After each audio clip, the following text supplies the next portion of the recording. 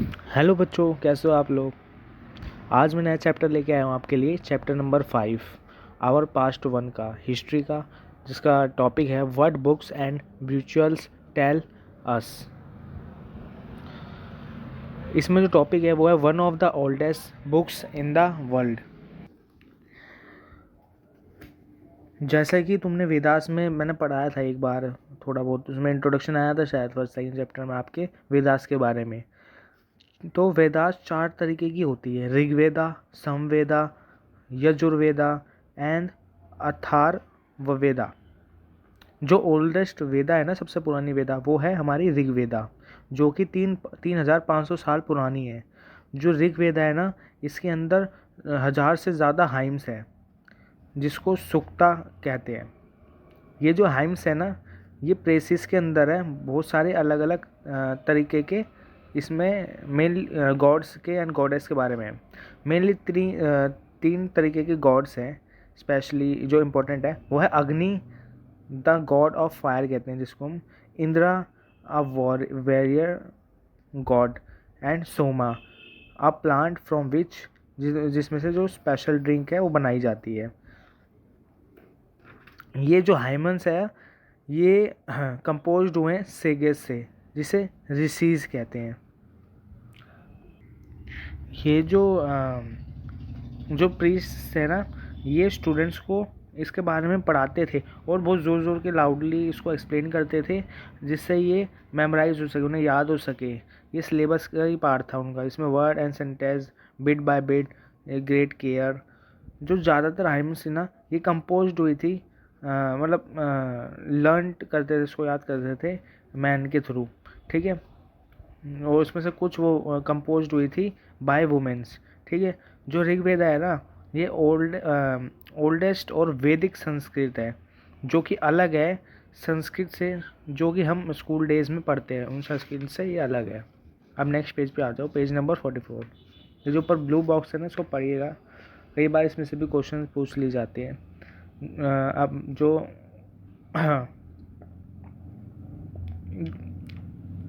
तो जो ऋग्वेद है ना, ये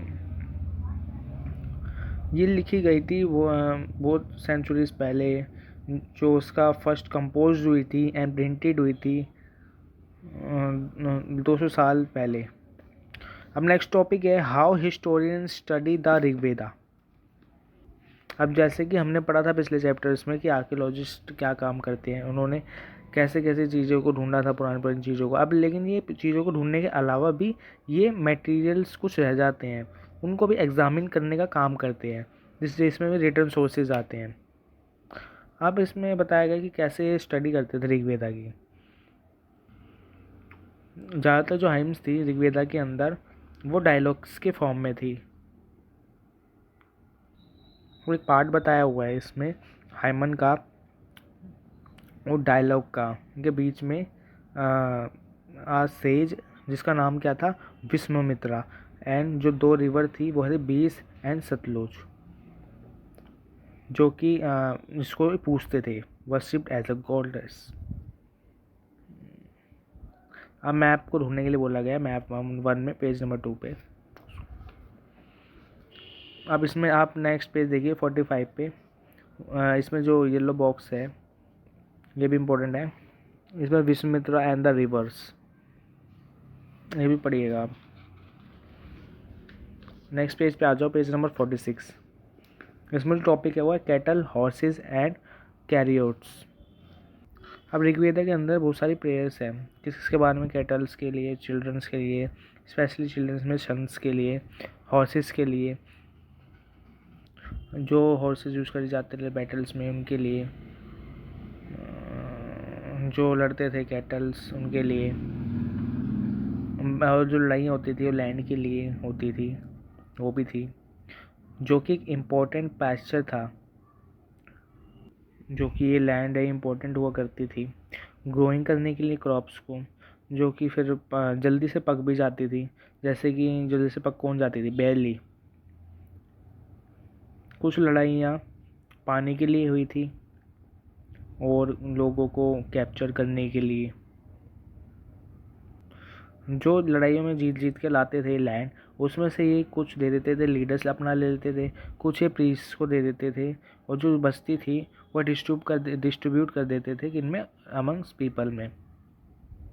जो कुछ वेल्थ थी वो यूज़ होती थी परफॉर्मेंस के लिए, किसके, यजनास के, और सेक्रीफाइसेस के लिए, जो कि वो कहाँ ऑफर कर देते थे सेक्रीफाइसेस को, किस में, अग्नि में, फायर में।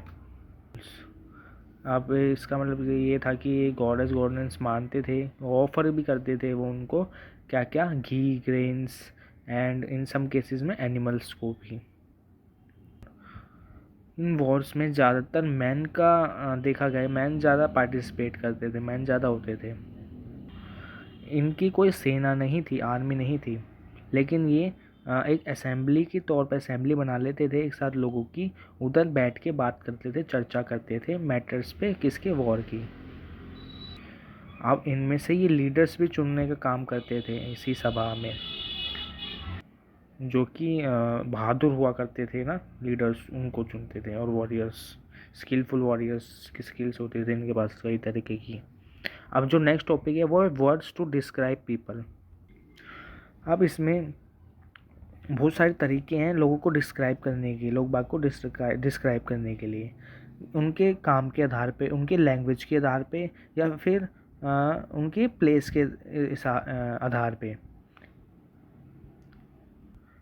कि उनकी फैमिली के हिसाब से, उनकी कम्युनिटीज़ एंड कल्चर प्रैक्टिसेस जो करते थे उनके आधार पे लोगों को बांट दिया जाता था।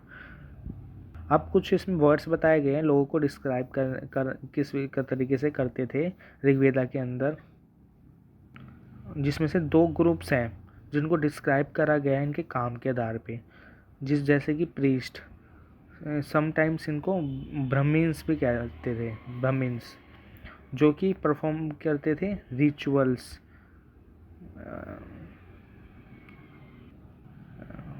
और द राजास, ये जो राजास होते थे, ये कोई भी कैपिटल सिटी हो गई, कोई भी प्लेसेस हो गया, आर्मीज़ हो गई, ये और कलेक्ट भी नहीं करते थे, ये टैक्सेस भी नहीं कलेक्ट करते थे।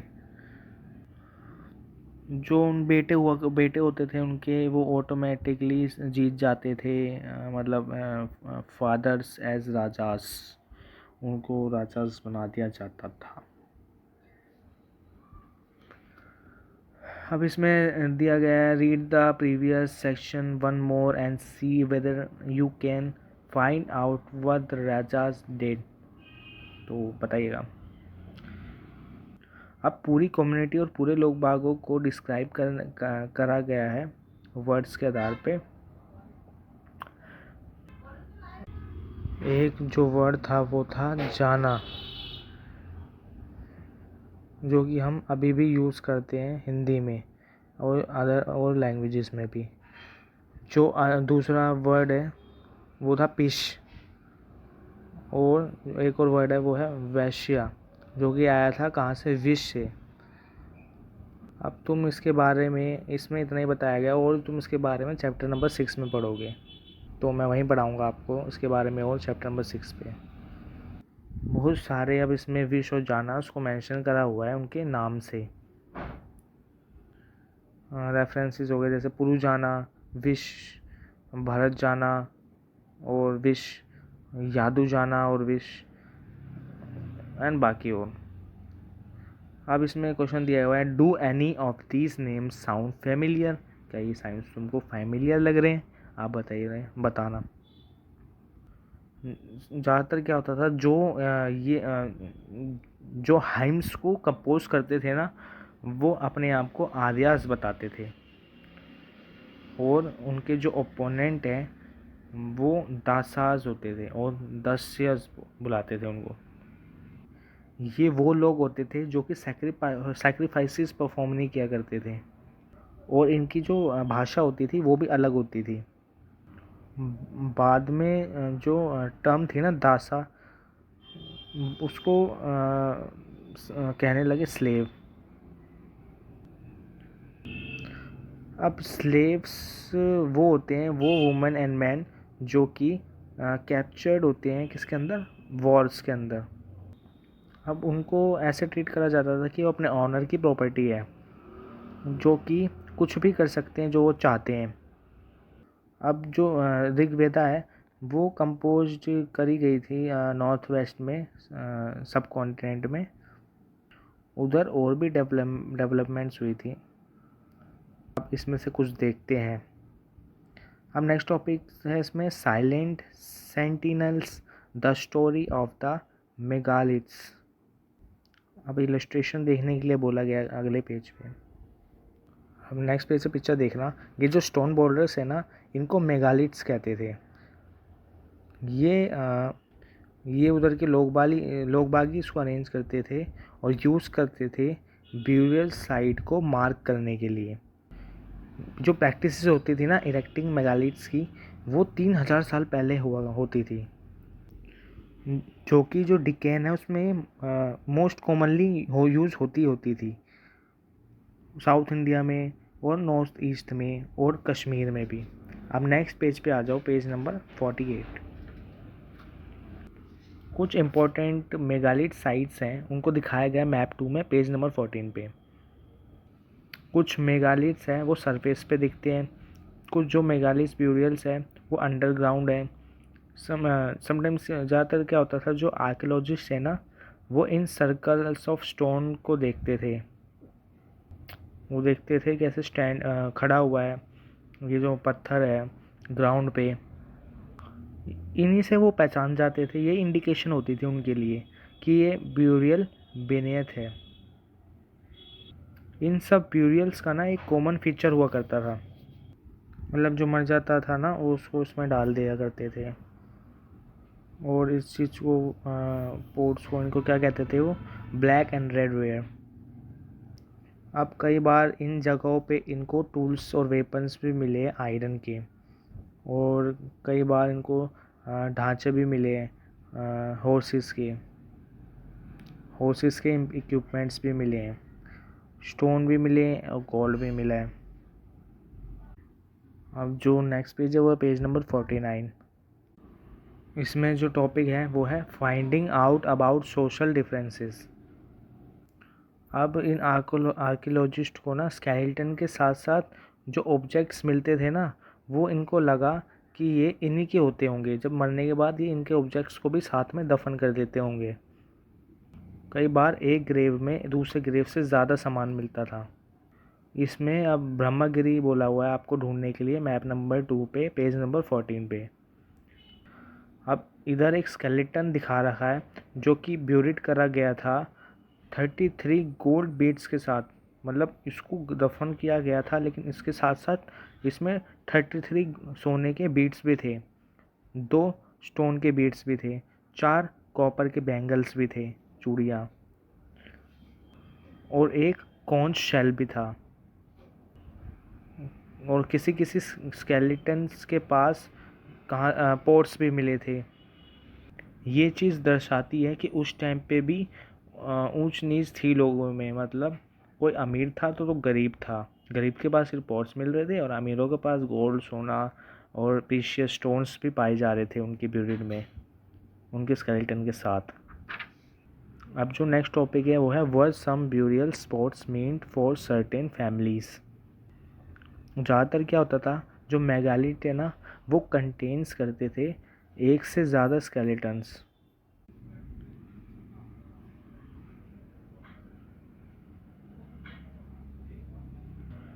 ये चीज़ बताती है, ये चीज़ इंडिकेट करती है कि लोग बाग जिनके जो फैमिलीज़ मेंबर होते थे ना, जैसे एक फैमिली मेंबर का एक जो मेंबर है वो मर गया, उस बाद में उसकी जो फैमिली मेंबर का कोई और मेंबर अगर मरता है तो उसको भी उसी जगह दफन करा जाएगा जिसमें उसके पहले फैमिली मेंबर को दफन करा गया था। लेकिन इसमें तुम कंफ्यूज मत हो जाना कि एक को मार के दफन कर दिया उसमें तो उसके सारे फैमिली मेम्बर्स को भी मार के उसी में दफन कर देते थे। नहीं, एक अगर मर गया तो उसके बाद अगर बाई चांस उसके फैमिली से कोई दूसरा मर जाता है तो उसको भी उसी जगह गाड़ दिया जाता था। वो बॉडी जो कि मतलब बाद में जो कि मरते थे उसको लाते थे और into the grave through the pot holes. अब जिसके आसपास देखोगे तुम पत्थर क्यों रख देते थे, ये चीज़ ये इंडिकेट करती थी कि इधर ब्यूरियल साइट है, मतलब दफनाने की जगह है, यहाँ पे दफनाया गया है किसी को। तो इससे लोग बाग जान भी सकते थे और लोग बाग को पता भी लग जाता था, वो वापस आना भी चाहते थे तो उन्हें पता लग जाता, इसी जगह पे उनकी जो फैमिली मेम्बर है उनको गाड़ा गया था। अब अब जो नेक्स्ट टॉपिक है वो है स्पेशल ब्यूरियल एट इनामगन। अब इसमें इनाम गांव बोला हुआ है ढूंढने के लिए, मैप नंबर 2 पे, पेज नंबर 14 पे। ये साइट कहाँ पे है, रिवर घॉट के पास, ट्रिब्यूटरी है जो कि भीमा की। और ये कब ऑक्यूपाइड करी गई थी, 3600 और 2700 साल पहले, इनके बीच में, मतलब 3600 और 2700 इन दोनों के बीच में। अब जो अडल्ट पीपल लोग बाग होते हैं उनको कहाँ ब्यूरिड करा जाता था, ग्राउंड के अंदर। और उनका जो हेड होता था वो ऐसे लेटाते थे कि उनका जो हेड है वो नॉर्थ की साइड पे रहे। समटाइम्स क्या होता था, जो ब्यूरियल्स होते थे ना वो हाउस के अंदर भी होते थे, विद इन द हाउस। अब जो वेसल्स होती थी ना, इससे के थ्रू या फिर इसके कंटेन करती थी फूड एंड वाटर, जो कि प्लेस कर देते थे डेड बॉडी के साथ। अब एक उन्हें आदमी मिला था, उसकी मतलब बॉडी मिली थी, स्केलेटन मिला था, जो कि ब्रूड किस में दफन था, 4 clay jar in the courtyard of. उसमें 4 क्ले के जार थे और 5 कमरे थे उसके घर, जो कि बहुत लार्जेस्ट हाउस था उस साइड पे। हम नेक्स्ट पेज पे आ जाओ, पेज नंबर 50 क्या बता रहा है। अब जो यही जो हाउस है ना, हेड इसका क्या था, ग्रेनरी। ये जो बॉडी है ना, ये कैसे प्लेस करी थी, इसको कैसे रखा गया था, लेजेड पोजीशन में। अब इसमें क्वेश्चन दिया हुआ है तुमको, do you think this was the body of a chief, give reasons for your answer. अब ये बोल रहे हैं क्या वो बॉडी किसी चीफ की थी, जो कि इतना बड़ा उसका घर भी था और उसके साथ सामान भी मिला था, 5 कमरे का रूम भी था वो, जिसमें उसको दफन करा गया था, पानी वगैरह सब था। ऐसी सिचुएशन बना रखी थी कि पानी वगैरह पे उनको मतलब दफन उसके साथ करा गया था। अब इसमें ब्लू बॉक्स है, ये भी देखिएगा, इसको पढ़ना। अब नेक्स्ट टॉपिक है ऑक्यूपेशंस एट इनाम गाँव। अब आर्कियोलॉजिस्ट को ना ये कुछ चीज़ें मिली थी, सीड्स ऑफ वीट, सीड्स मिले थे वीट के, बेली के, राइस के, पल्सेस के, मिलेट्स के, पीस के एंड सीसेम के। अब बोन्स भी मिली, हड्डियाँ भी मिली थी जानवरों की कटी हुई, जो कि ये बताती है कि उस टाइम पे ये एज अ फूड इसको कंज्यूम करते थे, खाते थे। अब उसमें कौन कौन से जानवर थे, cattle, buffalo, goat, sheep, dog, horse, ass, pig, sambar, spotted deer, black buck, antelope, hare and mongoose. और birds, crocodiles, turtles, crabs and fish. एक एविडेंस मिला था हमें कि जो फ्रूट्स हैं ना, जैसे कि बेर, आंवला, जामुन्स, डेट्स और बहुत सारी वैरायटीज़ के बेरीज़, ये एक जगह पे इनको मिले थे, कलेक्टेड थे। इसका मतलब ये भी था कि फ्रूट्स का भी ये सब चीज़ें खाया करते थे। अब नेक्स्ट पेज पे आ जाओ। अब इस पे एल्सवेयर ये पढ़ना आप, दिया हुआ है, यहाँ पे आपका चैप्टर कंप्लीट होता है। थैंक यू गाइस, मेरी कमियाँ बताइएगा कमेंट्स में। तो आपका चैप्टर यहाँ कंप्लीट होता है। Thank you.